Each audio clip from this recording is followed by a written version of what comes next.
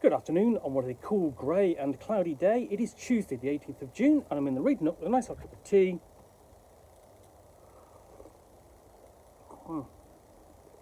And a box, continue unboxing. And what I've got here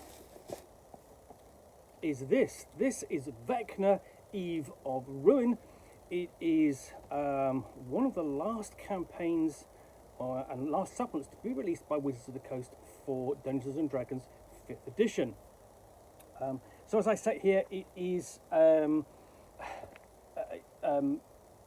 it's 2024, of course. So you've got to remember that we've had 10 years of Dungeons and Dragons 5th edition, of just how very popular it has been, how it's been a little bit contentious in some quarters, but how Dungeons and Dragons 5th edition has really ridden a wave of popularity spurred on by Critical Role and Stranger Things, all the way to actually getting a really quite a decent Dungeons and Dragons film made. So as I say, this is Vecna, Eve of Ruin. So let's have a look inside. So basically delightfully black, you know, no more black as it were.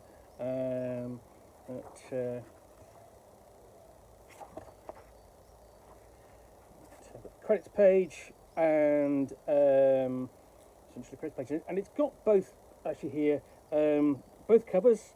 On the standard cover, Vecna wears the ritual to remake the multiverse to his liking, while Kaz prepares to slay the Lich in this cover by Kieran Yana. The alt cover, the Iron Hand of Vecna, portend terrible doom for the existence, while the runes of the rod of 7 parts might offer our heroes some help in this cover by Hydro 74. So I'll just show you that. That's the standard cover.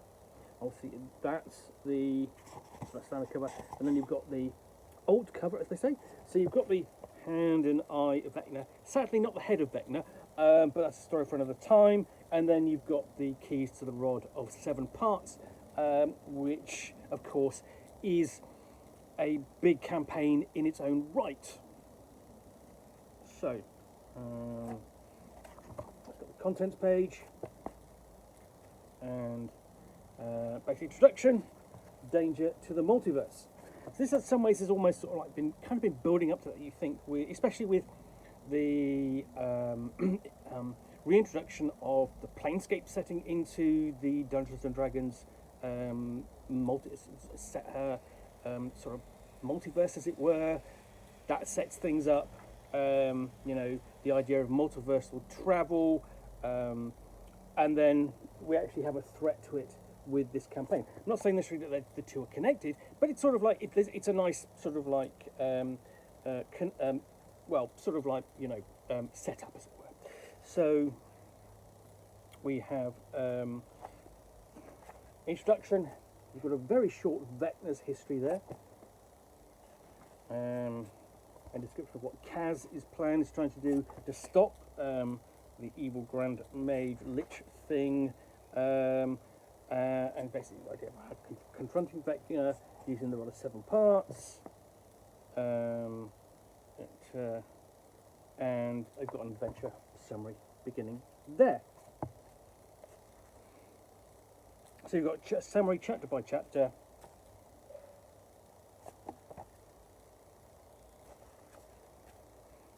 A guide on how to run the adventure. And then the power of secrets and the dangers of learning secrets. And essentially, this is all what the campaign is about: learning secrets, you know, so on. And this is a high-level campaign, as you can say. Essentially, says, you know, 10th level backstory. So this really kind of starts with the characters. This is a really kind of like an end game campaign, I suppose. Obviously, because it brings the Dungeons and Dragons 5th edition to its own end game.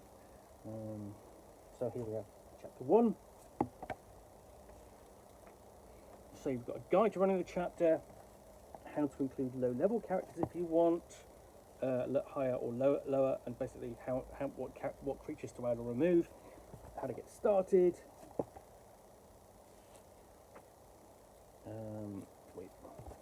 Nether Death Catacombs. and coming up with some great artwork here, and then many of Vecna's cultists in the Never Death graveyard bear tattoos of the Lich God's unholy symbol. There we go, the hand in the eye.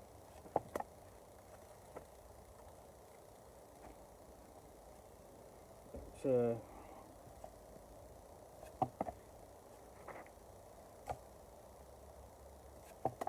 just flipping through, she's got a complete description of the location. Characters get to go to a corpse market, which is a lovely idea. And there we have the Delinda tomb, other locations for them to explore. And I really like this kind of style, this style of cartography. Let's just check to see who it's by. Cartography, Francesca Berold and Dyson Logos. I thought I recognised it. So, just flipping back to this. So, that's Dyson Logos style. That's obviously been, it's a little bit cleaner than you might get in his own stuff, and given a slightly coloured tint to it, but it has a very sort of old school style to it, which is why it's beloved of the old school Renaissance. But it's also, a lot of it is actually adaptable to other things as well. So it's really nice to see a different cartography style in the book.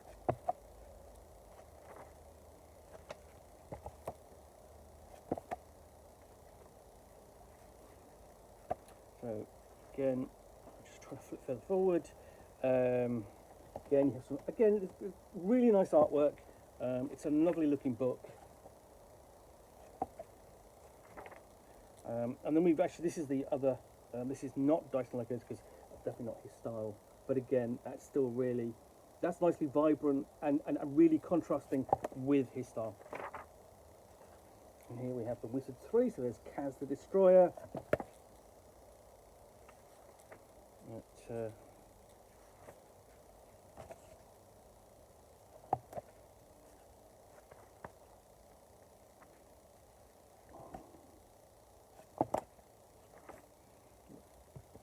Web's Edge.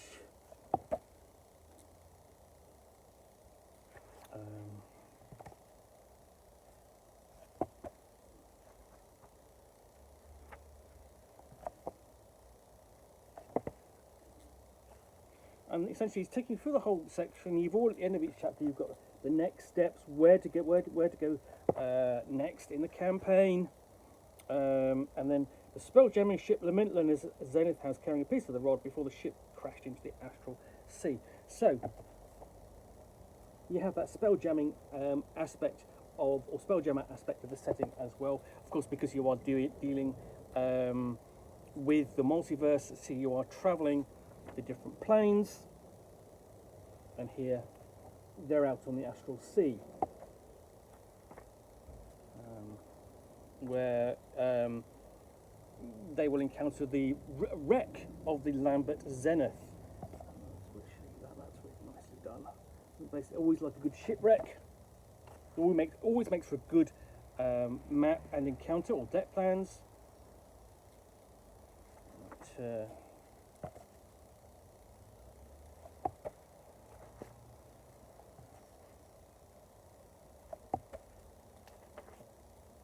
But we go back. Switch back to Dyson Logos artwork,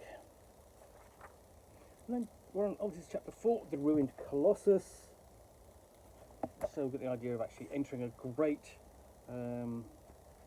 machine. Essentially, this in some ways is obviously a kind of a rerun of the campaign, a rod of 7 parts. Different story, of course.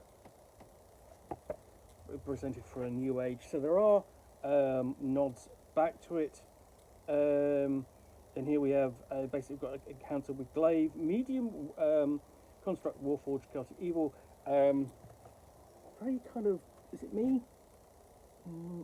Is that very kind of Deadpool?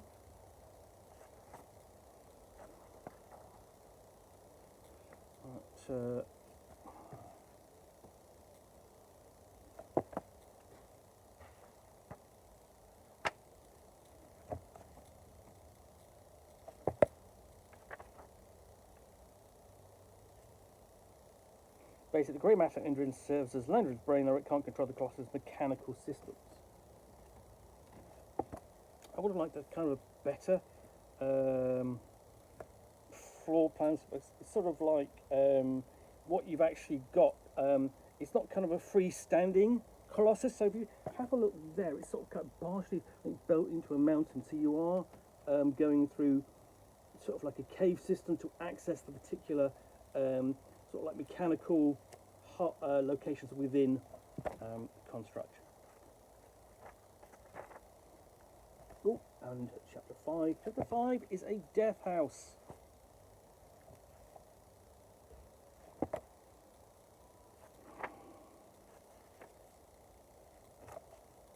And this is getting kind of, this is sort of verging on the more basically Gothic, and even you've got a kind of classic sort of townhouse, haunted house style location. So that's a nice shift in tone. You've already done sort of like, you know, the high magic weirdness of investigating a Colossus, or go out onto the astral plane to locate a shipwreck.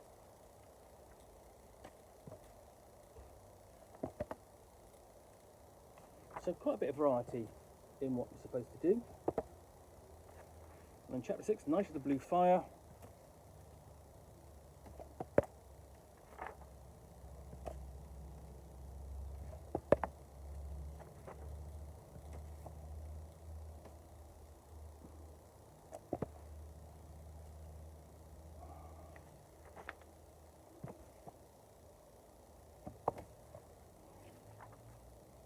And then Three Moons Vault. Again, some ways I'm sort of like, the artwork is excellent, but I'm really loving the cartography. So you've got a full description of that. There's the upper level. And then chapter 7, Tomb of Wayward Souls.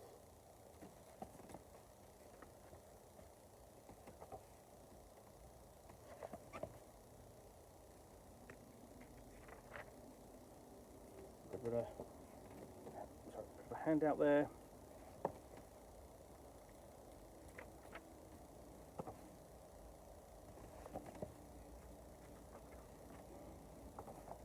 There's the full map of the tomb.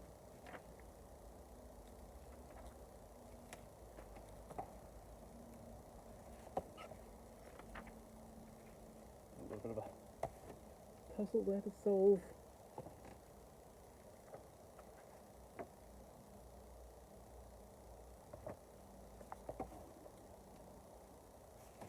And that's the false lich Rerick is a terrifying sight to behold. So you've got basically a false lich as well to contend with. Chapter 8, the Dragon Queen's Pride. So yeah, and then sort of like, so this is the final part of the Roll of 7 Parts, is in the heart of Avernus, the first layer of the 9 Hells. So that's going to take a nice callback to an earlier campaign.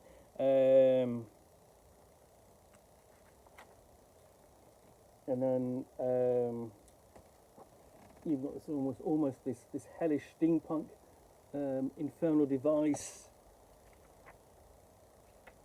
and basically have to visit a settlement or red over there, a casino on the first layer of hell, which is great. So they kind of pulled out a lot of stops on this campaign, really quite inventive. You know, get involved with a race, because there's race to the stables there. There's a coliseum.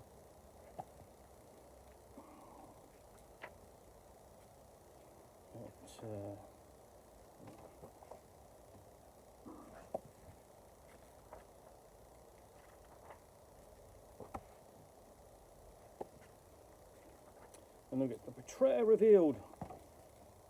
So that's a bit of a spoiler, but hey, it's been out a while. So yeah. Chapter 10, the War of Pandesmos.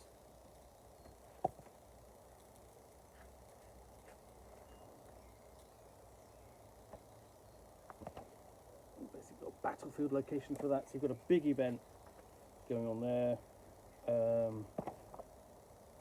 around Hurricane Tower, and then you've got a map of floor plan of it, small one.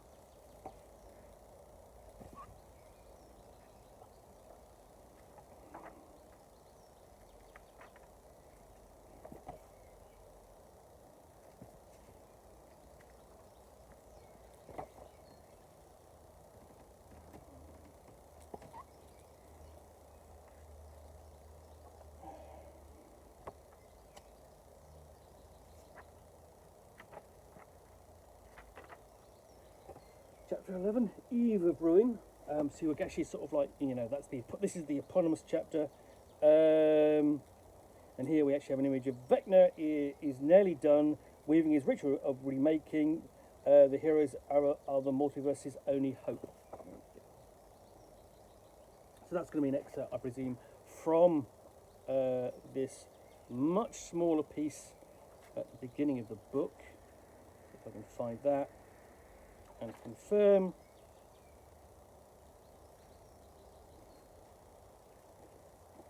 So I'm just going to make sure I don't lose my page. So yeah, there we go. And then you can see it in full, his full pose there.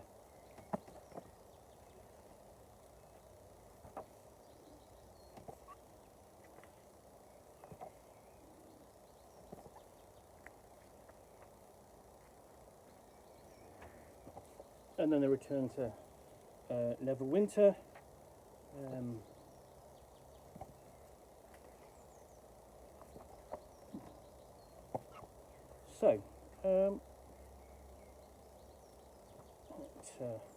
And then we have the conclusion and Vecna's Ruin. So we've got a bestiary at the back here. So lots of different creatures, demons, devils, astral dreadnoughts.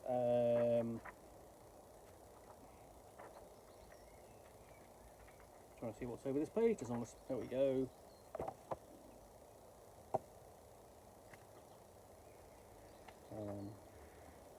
Blades of Eberron, so they get to go to visit Eberron as well. So you know, this is really a cross multiverse campaign. We've got a cadaver collector, a cosmic horror,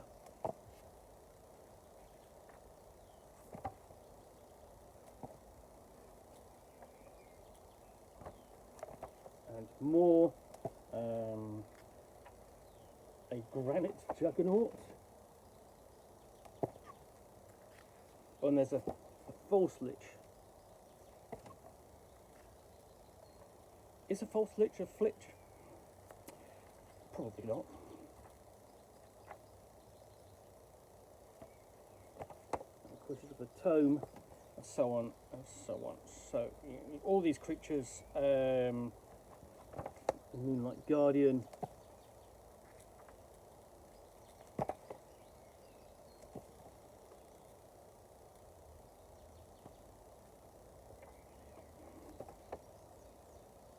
Spider dragon, 8 legs of course.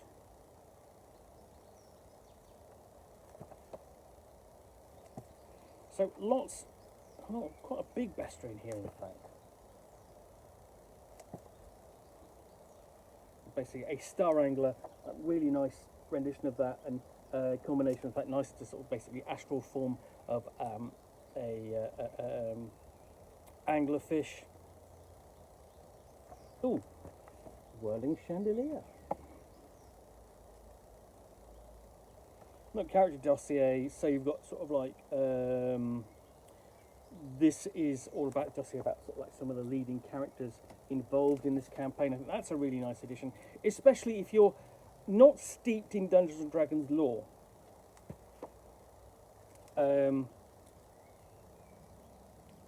You know, because there is quite a lot of lore to Dungeons and Dragons, especially you dig into something like Forgotten Realms or Greyhawk especially. Greyhawk hasn't had the same kind of coverage as the Forgotten Realms has with 5th edition. But again, and essentially you've got multiple great villains from, you know, across the great storylines for Dungeons and Dragons, and the great heroes as well, you know, like Mordekainen there. And then great, let's say great villains like Strad von Zarovich.